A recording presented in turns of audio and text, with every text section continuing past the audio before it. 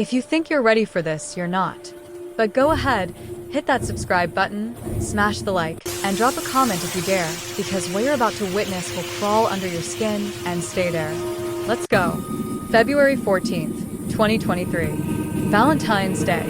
The Riverside shopping complex in Manchester, England should have been filled with last-minute shoppers clutching roses and chocolates. Instead, at 11:47 in the morning, it became a crime scene that would haunt every investigator who walked through those doors. The call came in at 11:52. A woman's scream echoed through the underground parking garage, level B3, the deepest floor where the fluorescent lights always flickered and the security cameras had blind spots. Security guard Marcus Chun was the first responder, his footsteps echoing against concrete as he descended the stairs, radio clutched in his sweating palm. What he found in parking space B327 would replay in his nightmares for years.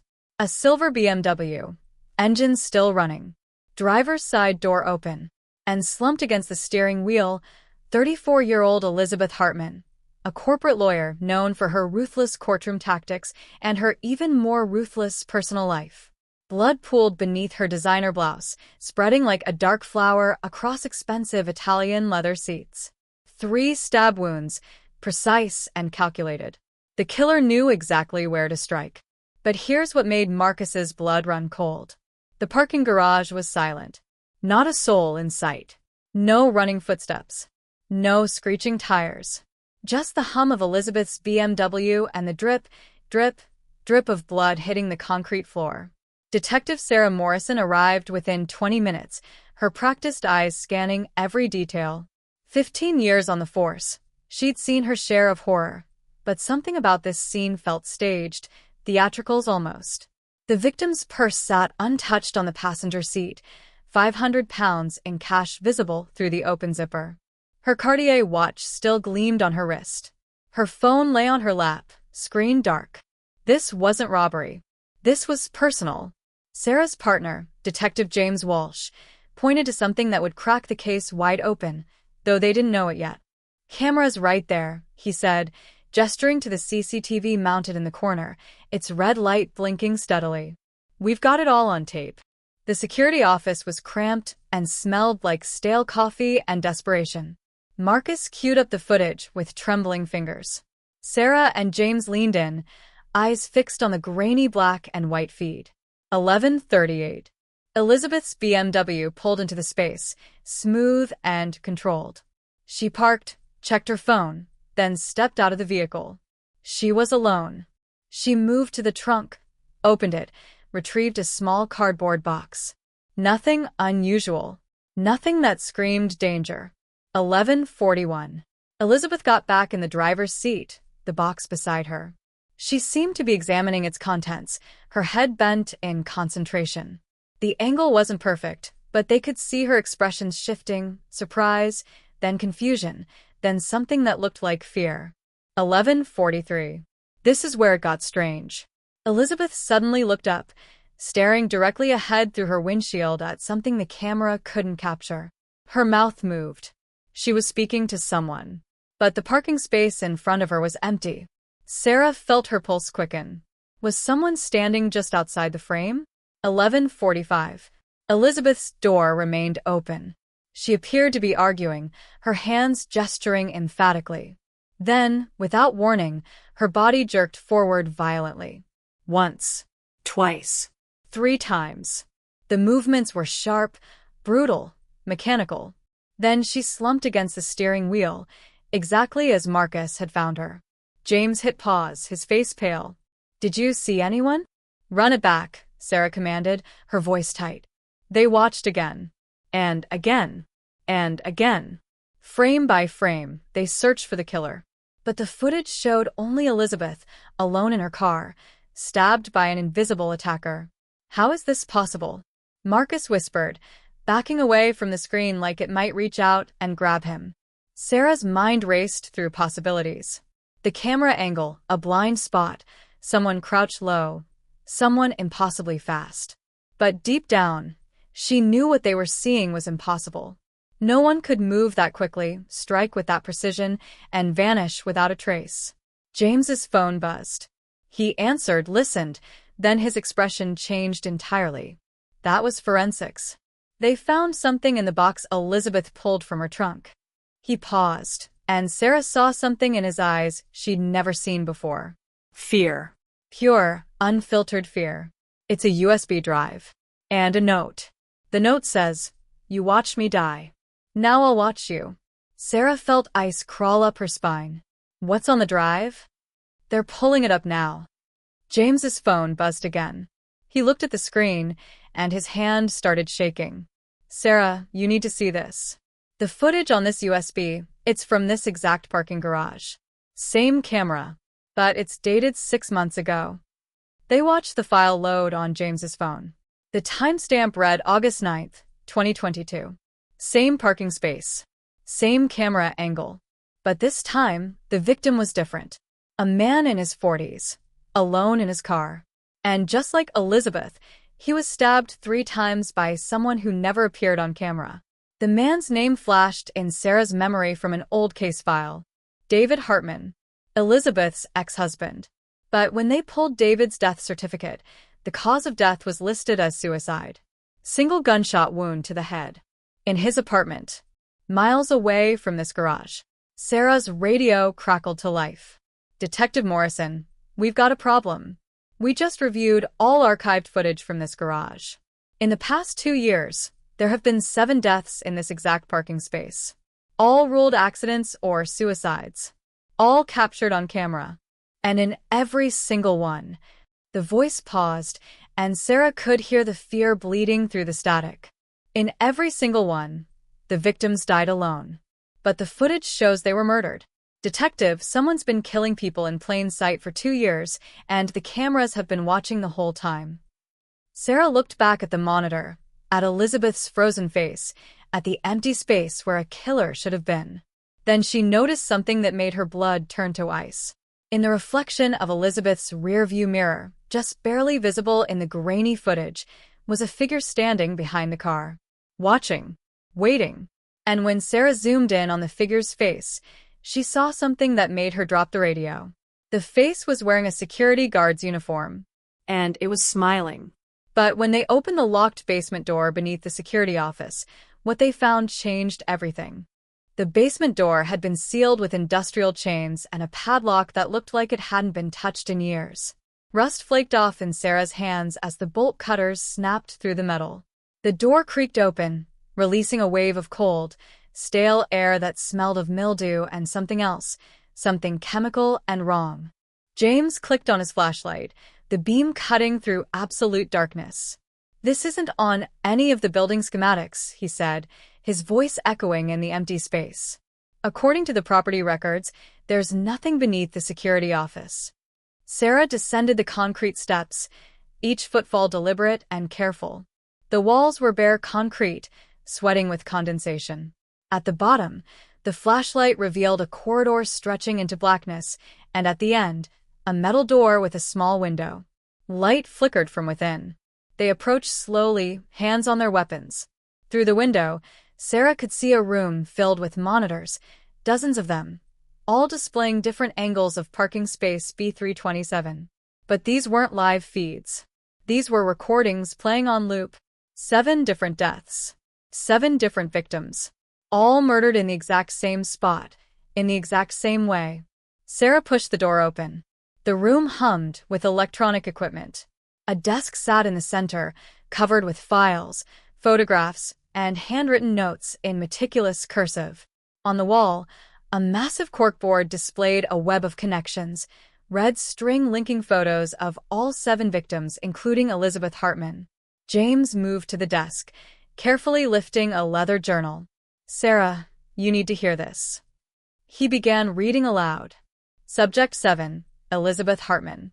Target acquired February 9th. She doesn't know I exist, but I've known her all my life. She watched my mother die in this exact parking space 8 years ago and did nothing. Just sat in her car and called the police after it was too late. Now she understands what it means to be watched. "What is this?" Sarah whispered, her eyes scanning the wall. Every victim was connected to a single incident. August 7th, 2015. A woman named Margaret Chen, 52 years old, suffered a heart attack in parking space B327. She died before paramedics arrived. And in the surveillance footage from that day, 7 people were present in the garage. 7 people who saw Margaret collapse, who heard her cries for help, who chose to get in their cars and drive away. 7 witnesses who did nothing. 7 people who were now dead. Margaret Chen, James said slowly, looking up from the journal. Marcus Chen, the security guard who found Elizabeth's body. That's his mother. Sarah's radio exploded with static. Detective Morrison, we have a situation. Marcus Chen never showed up for his shift rotation. His supervisor says he left the building an hour ago. We can't locate him. Sarah spun toward the monitors, her heart hammering. One of them wasn't showing a recording. One of them was live. The timestamp read current time, and the feed showed the security office upstairs, where they'd been standing just minutes ago. The angle was perfect, capturing the entire room. Someone had been watching them this whole time. James grabbed her arm. Look at the feed. Bottom right corner. Sarah's eyes found it immediately. A figure in a security uniform, standing in the shadows of the office, perfectly still. Watching the empty room. Waiting. They ran. Up the stairs, through the corridor, bursting back into the security office with weapons drawn. Empty. The monitors above the desk still showed the parking garage feeds, but the chair where Marcus had sat was vacant. On the keyboard, a single sticky note in that same meticulous handwriting. You're too late. Number 8 is already in place. Sarah's phone rang. Unknown number. She answered, her voice sharp. This is Detective Morrison. Heavy breathing on the other end. Then a voice, calm and measured. Marcus Chen. Do you know what it's like to watch someone die, Detective? To see them gasping for air, reaching out for help, and to do nothing? My mother spent 7 minutes dying in that parking space. 7 minutes while 7 people walked past her. 7 people who had phones. 7 people who could have saved her. But they didn't want to get involved. They had appointments. They had meetings. They had lives that were more important than hers. Marcus, where are you? Sarah kept her voice level, professional. We can talk about this. We can help you. Help me? His laugh was bitter, hollow. You're standing in my workspace right now, aren't you? Looking at my research. My life's work. Do you understand what I've created, Detective? A perfect system. The parking space where my mother died is directly below a camera blind spot in the structural support beam. If you stand in exactly the right position, you're invisible to the main camera. But the victim? They're perfectly framed. I've spent 8 years perfecting the angle, the timing, the method. I made them famous. I made them matter. Just like I'm about to do with number 8. Sarah's blood turned to ice. Who's number 8, Marcus? The last witness. The one who was closest to my mother. The one who looked directly at her and stepped over her body to get to their car. The line crackled with interference. The one who's been investigating her own death sentence for the past 4 hours. James's face went white. Sarah, pull up the original footage from 2015. She was already moving, fingers flying across the keyboard, pulling up the archived files from August 7th, 2015. The footage loaded, grainy and old. There was Margaret Chen, clutching her chest, falling to her knees beside her car. And there, walking through the frame at 11:43 in the morning, was a younger woman in a police uniform. She looked directly at Margaret, paused for just a moment, then continued walking to her vehicle. Sarah's reflection stared back at her from the dark monitor screen. She remembered that day. Her first month as a detective. She'd been rushing to a court hearing, late, stressed, and distracted. She'd seen the woman but assumed she dropped something, maybe had too much to drink. She'd told herself someone else would help. Someone else would check. Someone always did. But no one had. I was 26 years old, Sarah heard herself say, her voice distant and hollow. I didn't know. You didn't want to know, Marcus corrected. None of you did. But now you'll all know exactly what she felt. Fear. Helplessness. The cold realization that no one is coming to save you. James grabbed her shoulders. Sarah, we need to leave. Now. But Sarah couldn't move. Her eyes were locked on the monitor showing parking space B327. On the screen, a figure was walking toward the space, hands in their pockets, completely unaware. The figure stopped, looked around, then moved to the trunk of their car. It took Sarah 3 seconds to recognize the vehicle. It was James's car. "No," she whispered. "Marcus, please. He wasn't even there. He wasn't one of the witnesses." "But he's investigating my work," Marcus said softly. "He's trying to stop me from finishing what I started. That makes him complicit. That makes him guilty." The feed showed James, reaching into his trunk for something. Then he paused, his head turning as if someone had called his name. Sarah watched in real time as her partner's expression changed from confusion to recognition to fear. "James!" Sarah screamed into her radio. "Get out of there. Now." But even as she yelled, she was running. Down the corridor, through the mall, toward the garage stairs. Her lungs burned. Her legs pumped. Behind her, building security and armed response teams scrambled to follow. She hit the stairwell at full speed, taking steps 3 at a time. Level B1. Level B2. Level B3. The fluorescent lights flickered overhead like dying fireflies. She burst through the door into the parking garage, weapon drawn, eyes scanning. There. Space B327. James's car, trunk open.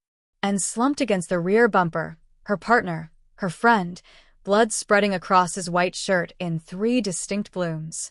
But this time, the killer hadn't vanished. This time, Marcus Chin stood in plain sight, just outside the camera's frame, a bloodied knife in his hand and tears streaming down his face. "I couldn't make you invisible," he said to Sarah, his voice breaking. "You were always going to see me. You were supposed to be alone, supposed to die wondering who and why, just like they did. Just like my mother did. But you figured it out too fast. You ruined the pattern." Sarah kept her weapon trained on him, but her eyes kept darting to James, to the rise and fall of his chest. Still breathing. Still alive. "It's over, Marcus. Put down the knife." "It's not over," Marcus whispered. "It will never be over. Do you know how many people die every day because someone chose not to help? Hundreds. Thousands. I'm just giving them what they deserve." Behind Sarah, a dozen officers poured into the garage, weapons raised, voices shouting commands. Marcus didn't move. He just stood there, knife hanging loosely from his fingers, watching Sarah with hollow eyes. "My mother's last words were, 'Please,'" he said. Just that. "Please." Over and over. "Did you hear her, Detective Morrison?" When you walked past. Sarah's finger tightened on the trigger, but she couldn't pull it. Because she had heard something that day. A voice. A plea. And she'd convinced herself it was nothing. Just echoes in a parking garage. Just her imagination. Marcus smiled, sad and empty. "That's what I thought." Then he dropped the knife and raised his hands. "I confess to 7 murders.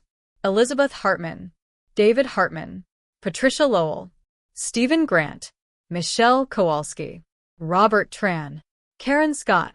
All planned. All executed. All deserved." As officers swarmed forward to arrest him, Marcus's eyes never left Sarah's face.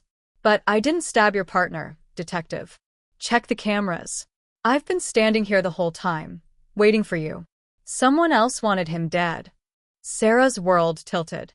She turned to the camera mounted in the corner, the one that had recorded everything. And, in that moment, she understood. Marcus hadn't worked alone. He couldn't have.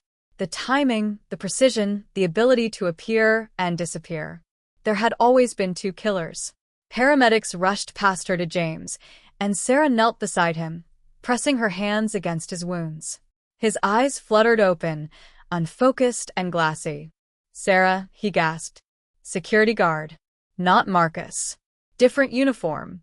They said, "This is for Margaret." Then they. His eyes rolled back.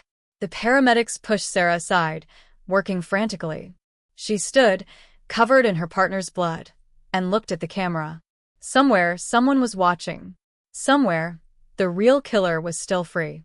And on the monitor in the security office basement, a new file appeared on the desktop. The The file name read, Subject 9, Detective Sarah Morrison, execution date, March 1st. Sarah pulled out her phone with shaking hands and opened the building's employee database. 2 security guards named Chen. Marcus Chen, hired 8 years ago, and his older brother, David Chen, who'd been working at Riverside Shopping Complex for 12 years, long enough to know every blind spot, every camera angle, every secret the building held. She pulled up David Chen's photo, and her blood froze. She'd seen his face before, in the reflection of Elizabeth Hartman's mirror, in the shadows of the parking garage. He'd been there, invisible, hunting. And according to the duty roster on the wall, David Chen was currently on shift, somewhere in this building, watching her right now. Sarah's radio crackled with overlapping voices. Officers securing the scene. Paramedics calling for airlift. Someone requesting backup. But beneath it all, she heard something else. A frequency distortion. A click. Someone listening on their channel. She switched off her radio and moved away from the crowd, her mind racing through the building's layout. David Chen had 12 years of experience here. He knew every maintenance corridor, every security protocol, every escape route. But he'd made one mistake. He'd revealed himself too soon. His brother's arrest wasn't part of the plan. Marcus was supposed to remain invisible, a ghost story, while David continued the real work. Sarah pulled out her phone and called the building's head of security. I need all access points locked down. Nobody enters or leaves. And I need David Chen's location. Now. The response came back within seconds. Detective, that's impossible. David Chen clocked out 40 minutes ago. He left through the South Service entrance. His badge hasn't been scanned since. But Sarah knew better. She'd spent the last 4 hours studying the Chen brothers' methodology. They didn't make mistakes. If David's badge showed him leaving, it meant he wanted them to think he'd left. Which meant he was still here, somewhere the cameras couldn't see, somewhere his badge wouldn't register. She looked up at the concrete ceiling, at the maze of pipes and electrical conduits running between floors. The building had been constructed in phases over 30 years. There were gaps in the architecture, dead spaces that existed between the official blueprints and the actual structure. Marcus had found one beneath the security office. There had to be others. Sarah walked back to the crime scene, forcing herself to look at the evidence with fresh eyes. James was being loaded onto a stretcher, his face pale but breathing steady. He'd survive. She had to believe that. She knelt where Marcus had been standing, the spot just outside the camera's frame, and traced the sightline. From here, Marcus could see the entire parking space, but the camera couldn't see him. It was perfect geometry, calculated down to the centimeter. But for David to have stabbed James and disappeared within seconds, there had to be another exit. Sarah's eyes scanned the concrete pillars, the ventilation grates, the utility panels. There. A maintenance access door, painted the same gray as the concrete, nearly invisible unless you knew where to look. She approached it slowly, weapon drawn. The door wasn't locked. Inside, a narrow ladder descended into darkness. Sarah clicked on her flashlight and climbed down, each rung slick with condensation. At the bottom, another corridor, this one running parallel to the parking garage but one level deeper. The walls were marked with old construction dates and warning signs about asbestos and electrical hazards. Her flashlight beam caught something on the floor. Fresh footprints in the dust, leading deeper into the tunnel. Sarah followed them, her breathing loud in the confined space. The corridor branched, then branched again. A labyrinth beneath the shopping complex that officially didn't exist. She rounded a corner and stopped. The footprints ended at a solid wall. No door. No vent. Nothing. Sarah pressed her hand against the concrete, feeling for inconsistencies. There had to be something. David couldn't have just vanished. Then she heard it. A voice, distorted by distance and echo, but unmistakably human. Singing.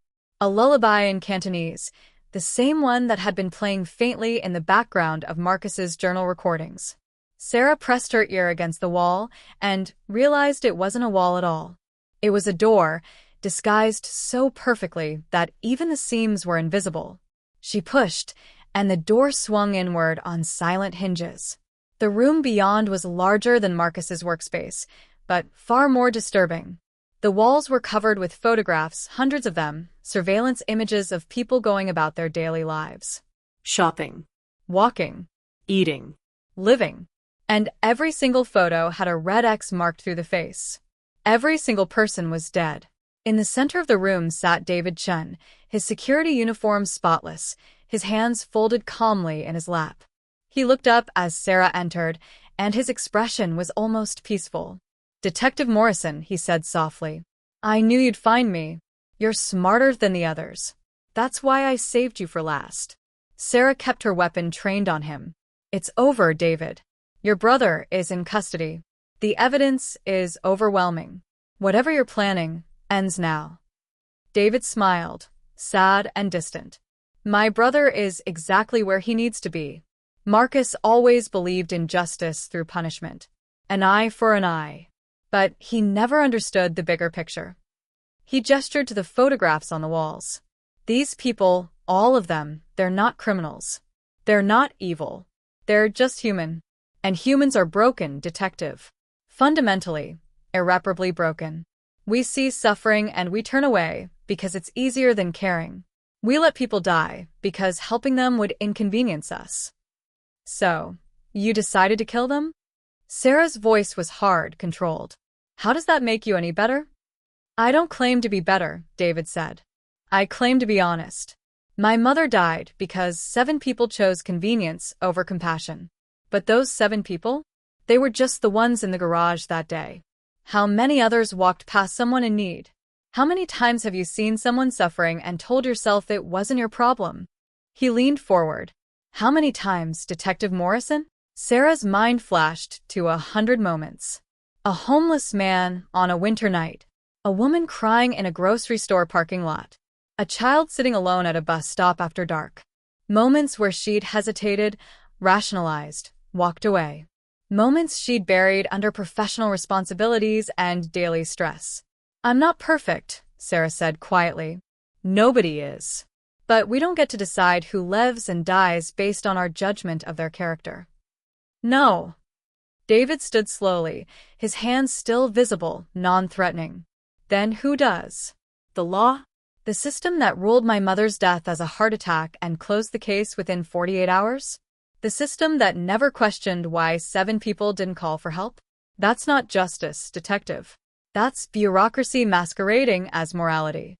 "Your mother wouldn't have wanted this," Sarah said, trying a different approach. "She wouldn't have wanted her sons to become murderers." David's face crumpled, just for a moment, revealing the grief beneath the calm exterior. "My mother wanted to live. She wanted to see her grandchildren. She wanted to grow old. And 7 people stole that from her. So yes, Detective, I think she'd understand what we did. I think she'd forgive us." "Marcus is going to prison for life," Sarah said. "He'll never see freedom again.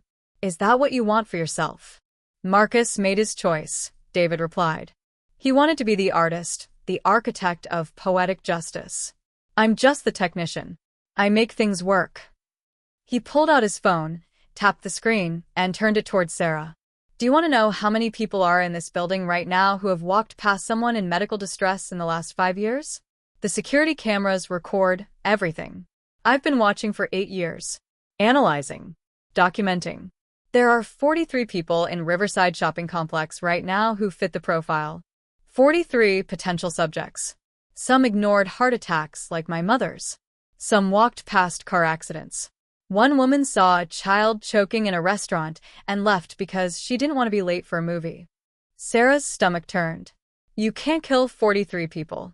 "I don't plan to," David said. "I only need 1 more. The pattern requires 8, not 50. 8 witnesses to my mother's death. But the 8th witness is special.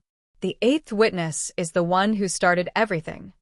He met Sarah's eyes. "The 8th witness is you." Sarah's finger tightened on the trigger. "I'm not going to let you kill me, David." "I know," he said calmly. "That's why you're not going to die today. See, I've been studying you for 8 years, Detective Morrison. I know your patterns, your habits, your weaknesses. I know you volunteer at the homeless shelter on Thursdays. I know you stopped to help a stranded motorist last month, even though you were off duty. I know you've spent the last 8 years trying to be better than the person who walked past my mother." Sarah's mind reeled. "Then why am I on your list?" "Because guilt isn't the same as redemption," David said softly. "You still carry that moment with you. You still wonder what would have happened if you'd stopped. That guilt? That's your punishment. Living with it every day. Knowing that your inaction killed someone. That's worse than death, Detective. That's justice." He set his phone on the table and raised his hands. "I'm ready to be arrested. The files on that phone contain evidence of all 8 murders, including my own role. You'll find video footage, planning documents, everything you need for a conviction. Marcus will spend his life in prison. So will I. But the story? The story will live forever. People will hear about the Chin brothers, and they'll think twice before walking past someone in need. We'll save more lives from prison than we took in freedom." Sarah approached slowly, cuffing David's hands behind his back. As she did, she caught sight of one final photograph on the wall. It was recent, taken just hours ago. It showed James Walsh in the parking garage, checking his trunk, unaware of the danger. And in the corner of the photo, barely visible, was Sarah herself, running toward him. "You couldn't save him in time," David whispered. "But you tried. That's the difference between you and the others. You tried." Sarah led him out of the hidden room, through the tunnels, back up into the harsh fluorescent light of the parking garage. Police swarmed around them. Questions flew. Cameras flashed. But Sarah's mind was elsewhere, replaying every moment of the case, every clue they'd missed. As David was loaded into a police car, he looked back at Sarah one last time. "The footage from the day my mother died," he called out. "Watch it again. Really watch it. Count the people who walked past her." Sarah's blood went cold. "You said 7 witnesses." David's smile was sharp and knowing. "Count them, Detective." 3 hours later, Sarah sat in an empty conference room, the archived footage from August 7th, 2015 playing on a laptop screen. She watched Margaret Chin collapse. She watched 7 people walk past. Patricia Lowell, Stephen Grant, Michelle Kowalski, Robert Tran, Karen Scott, Elizabeth Hartman, Sarah Morrison herself. 7 people. 7 victims. But then, at the very edge of the frame, so brief she almost missed it, another figure appeared. A young man in a security uniform, early 20s, dark hair, hurrying past Margaret's fallen form without a glance. The timestamp showed he walked past at 11:44, 60 seconds before Sarah's own appearance. Sarah zoomed in on the face, her hands shaking. It was James Walsh. She pulled up his employment records with trembling fingers. 8 years ago, before joining the police force, James had worked part-time as a security guard while attending the police academy. He'd worked at Riverside Shopping Complex for 6 months before transferring to law enforcement. Sarah's phone buzzed. A text from an unknown number. She opened it, and her world collapsed. The message contained a single photograph. James Walsh, 26 years old, in a security uniform, walking through a parking garage. And beneath the photo, a message in that familiar, meticulous handwriting. Subject 8 was never you, Detective. It was always him. We just needed you to watch him die, the way he watched our mother die, the way you all did. Justice isn't about punishment. It's about making people understand what they've done. Now you understand. Now you'll live with it forever. Love, Marcus and David Chen. Sarah dropped the phone and ran. Through the station. Down the corridors. To the hospital where James had been taken. She burst into his room, gasping, desperate. The bed was empty. A nurse looked up, startled. "Detective? Your partner was discharged 20 minutes ago. He signed himself out. Said he needed to take care of something."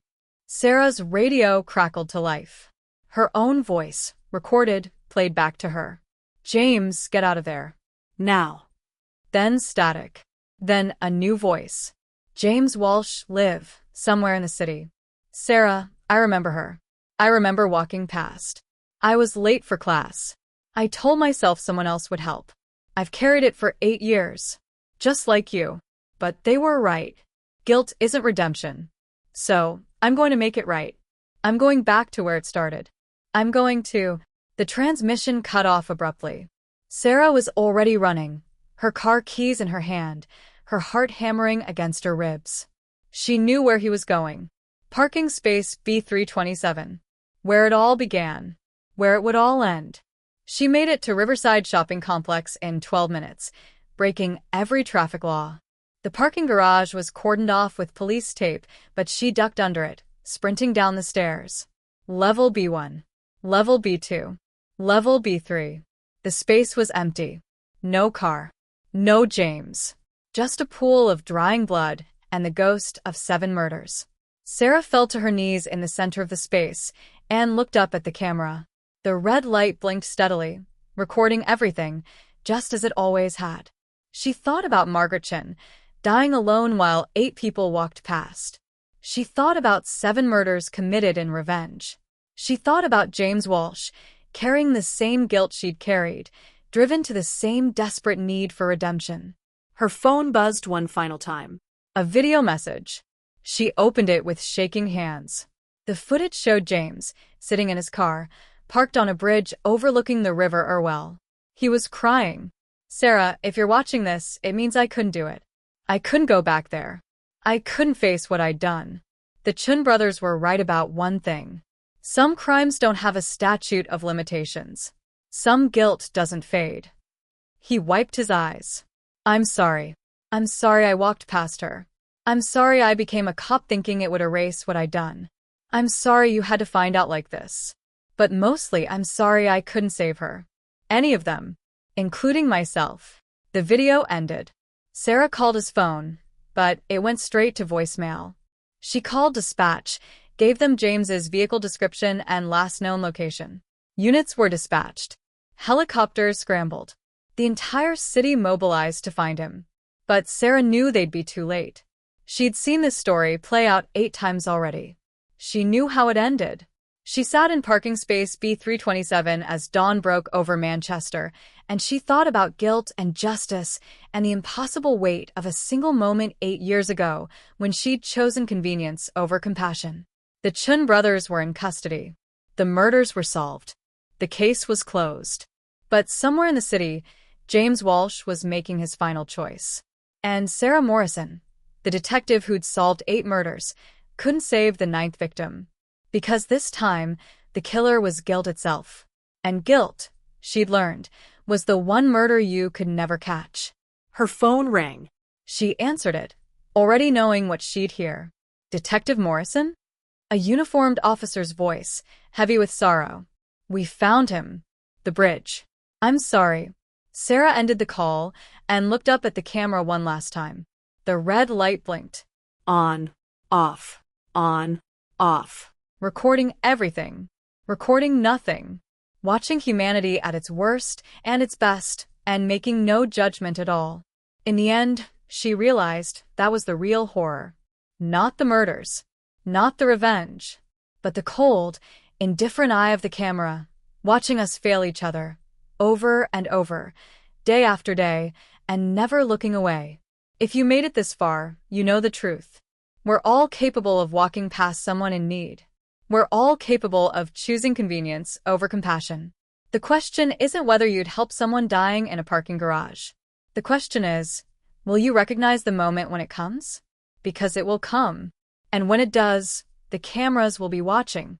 And so will you for the rest of your life.